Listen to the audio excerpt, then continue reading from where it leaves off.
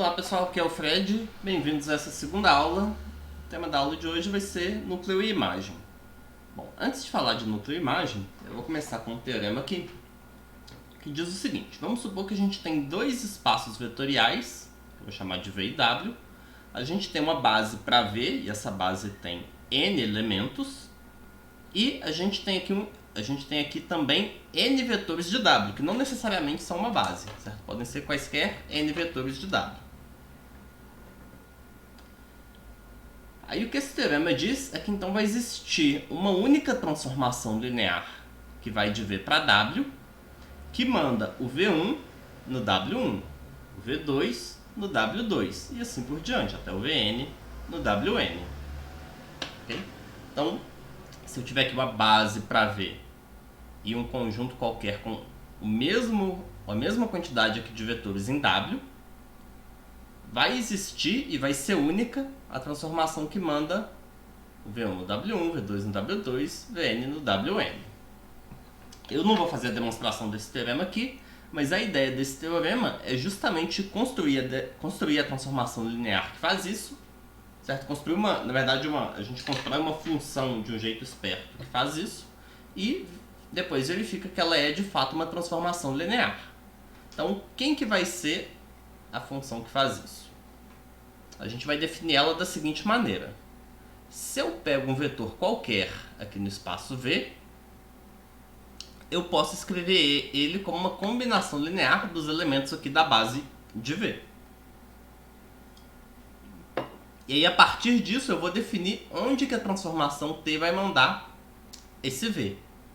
Então, a transformação T vai mandar o V no vetor A1W1, A2W2 até ANWN, ou seja, eu uso esses coeficientes aqui, só que eu troco no lugar do V1, V2 até Vn, eu coloco W1, W2 até o Wn.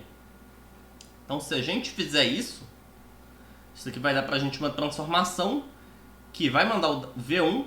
Bom, o V1 ele é escrito aqui como uma combinação, como 1 vezes V1 mais 0 vezes o resto. Então vai mandar o V1 no W1. Da mesma forma vai mandar o V2 no W2 e vai mandar o Vn no Wn. Então isso vai ser uma transformação linear, certo? Dá pra gente dá pra se verificar isso, e ela vai ser a única transformação linear possível que manda o V1 no W1, o V2 no W2 e assim por diante. Então vou fazer um exemplo aqui numérico da construção dessa transformação linear. Então aqui, olha, qual que é a transformação linear que vai de R3 para R2, que manda o vetor 1, 0, 0 no 1, 2, o 0, 1, 0 no 2, 3 e o 0, 0, 1 no menos 1, 1. E aí, para essa transformação linear, a gente vai calcular onde que ela manda o vetor 1, 2, 3. Então, como é que a gente vai construir essa transformação linear? Primeiro a gente vai pegar aqui um vetor qualquer de R3. Então a gente pega o vetor XYZ, e esse vetor a gente pode escrever como x vezes 1, 0, 0, mais y vezes o 0, 1, 0, mais z vezes o 0, 0, 1. E aí, da mesma forma que a gente fez no slide anterior, essa transformação vai ter que mandar o vetor v, que é isso daqui. Bom,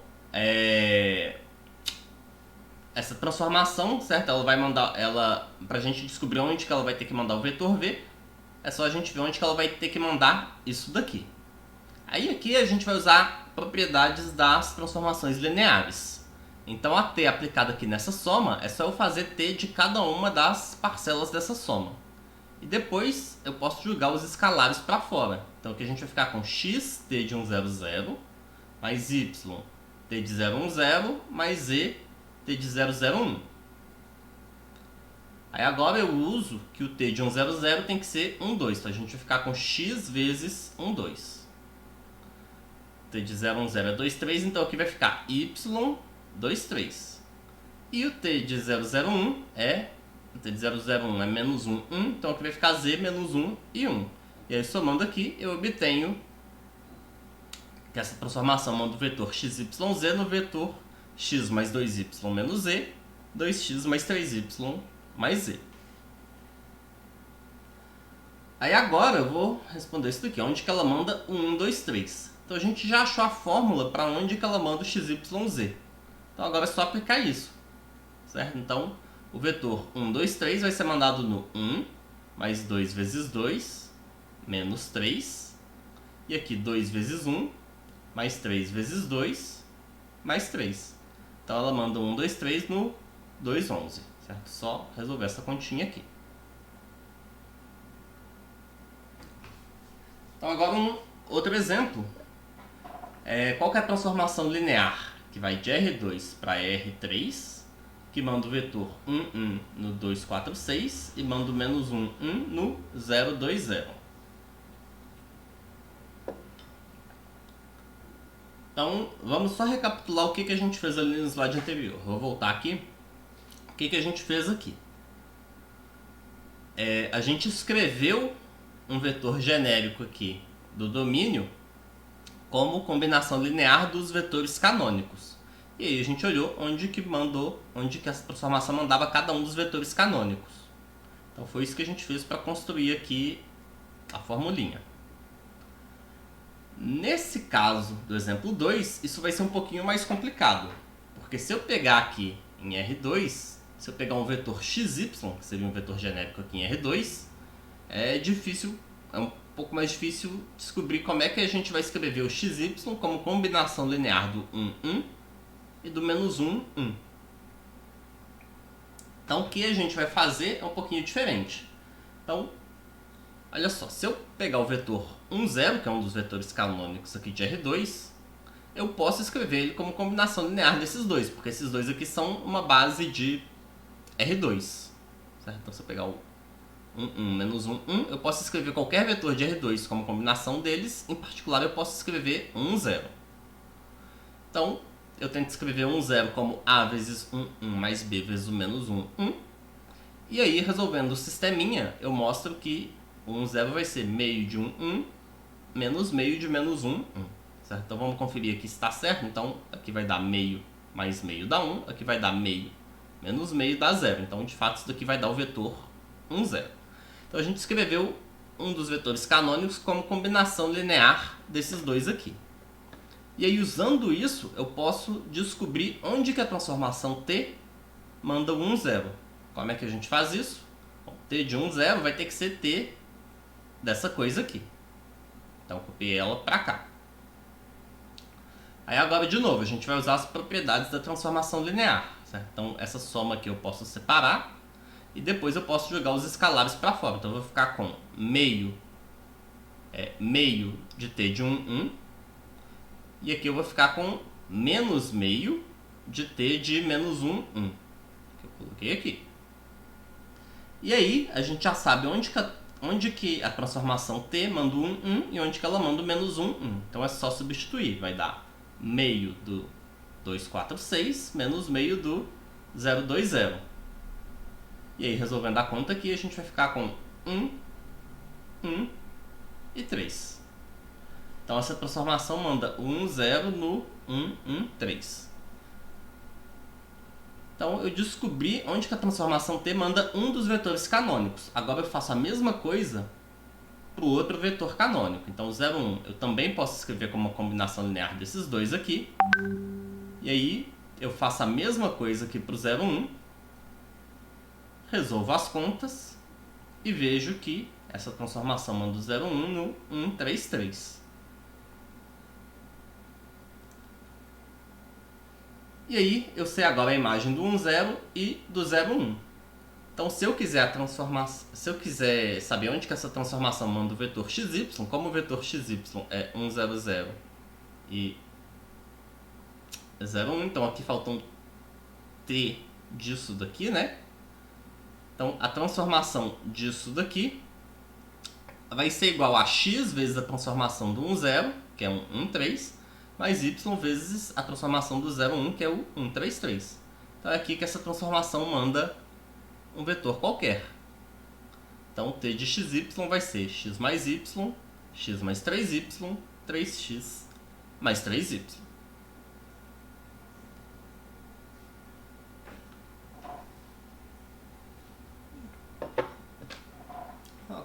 Então agora eu vou apresentar dois conceitos novos, que são a imagem e o núcleo de uma transformação linear. Então, qual que é a definição de imagem? Vamos supor que a gente tem uma transformação linear de V para W. A imagem dessa transformação vai ser o conjunto dos vetores que estão aqui no contradomínio, ou seja, os vetores de W, tais que existe alguém aqui em V que vai nele, pela transformação linear. Certo? Então é o conjunto dos vetores aqui em W, tais que tem alguém em V que vai nele. Então a imagem da transformação linear é isso, são os vetores de W, tais que existe alguém aqui em V que é mandado nele pela transformação linear. O que a gente vai ver no final dessa aula é que esse conjunto, a imagem de uma transformação linear, ela sempre vai ser um subespaço aqui do contradomínio. Ok? E um conceito que é, de certa forma, a gente vai ver que existe uma certa simetria, não bem uma simetria, mas tem uma relação importante entre a imagem e esse outro conceito, vai ser o conceito de núcleo. Certo? Então a definição é até um pouco parecida e a gente vai ver que tem uma relação importante entre os dois daqui a pouco, nas próximas aulas. Então, quem que é o núcleo de uma transformação linear? Então, de novo, aqui suponho que a gente tem uma transformação linear. O núcleo da transformação é o conjunto dos vetores de V que são mandados no zero aqui de W. Certo? Então, é o conjunto dos vetores no domínio que são mandados no zero, são mandados no vetor nulo. Certo? Então, tá aqui os vetores de V que são mandados no vetor nulo. A gente usa char aqui para denotar o núcleo. Tem alguns livros que usam nuc, só que é menos comum. E char vem do inglês. Em inglês, o núcleo ele é chamado de kernel. Então, esse char aqui, essa notação char aqui vem do inglês. E a gente vai ver também que o núcleo, ele também vai ser um subespaço, só que ele vai ser um subespaço de V, né? Porque o núcleo ele está contido aqui dentro de V. Então a gente vai ter o núcleo que vai ser um subespaço aqui e a gente vai ter a imagem que vai ser um subespaço aqui em W. Então vou fazer aqui um exemplo só para ilustrar quem que é o núcleo e quem que é a imagem. Então vamos olhar para essa transformação aqui, a transformação de R3 para R2, que manda o vetor XYZ no vetor X, Y menos Z. Então, quem que vai ser a imagem dessa transformação?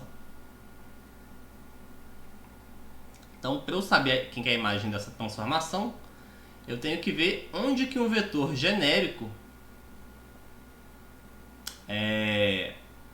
eu tenho que ver quem que são os vetores aqui que tem alguém aqui que vai nele.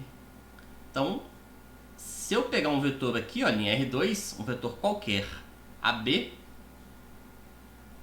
esse vetor ele vai ser a imagem do AB0. Certo? Então, todo vetor que eu pegar de R2, ele vai ser a imagem de pelo menos... Todo vetor que eu pegar aqui em R2 tem pelo menos um vetor aqui que é mandado nele pela transformação linear. Então, todo mundo aqui em R2 está na imagem da transformação. Então, a imagem da transformação é o R2 todo. Reparem que esse daqui não é o único vetor que é mandado no AB. No caso dessa transformação aqui, por exemplo, se eu pegasse T de A0 menos B, então A0 menos B aqui ia ficar A e B. Então, T de A0 e menos B também seria o mesmo vetor AB. Certo? Então, para estar na imagem, ele precisa ter alguém que é mandado nele. Mas não necessariamente esse alguém vai ser único. Então, a imagem dessa transformação é o R2 todo. E agora a gente vai ver quem que é o núcleo dessa transformação.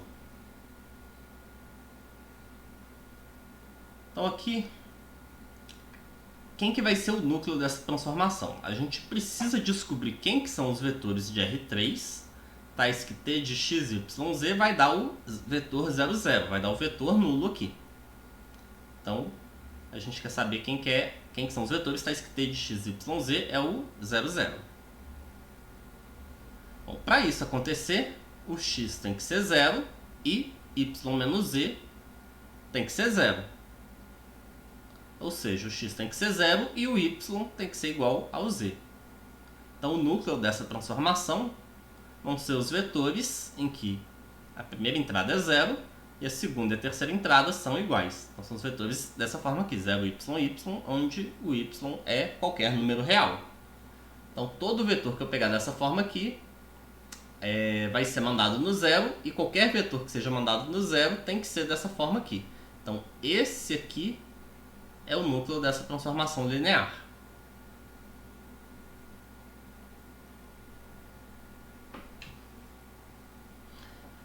E aí, eu vou mostrar agora que tanto a imagem quanto o núcleo de uma transformação linear vão ser subespaços vetoriais. Certo? A imagem vai ser um subespaço do contradomínio, enquanto que o núcleo vai ser um subespaço do domínio. Então aqui eu vou começar com a imagem. Então vamos supor que a gente tem aqui de novo uma transformação linear de V para W e vamos pegar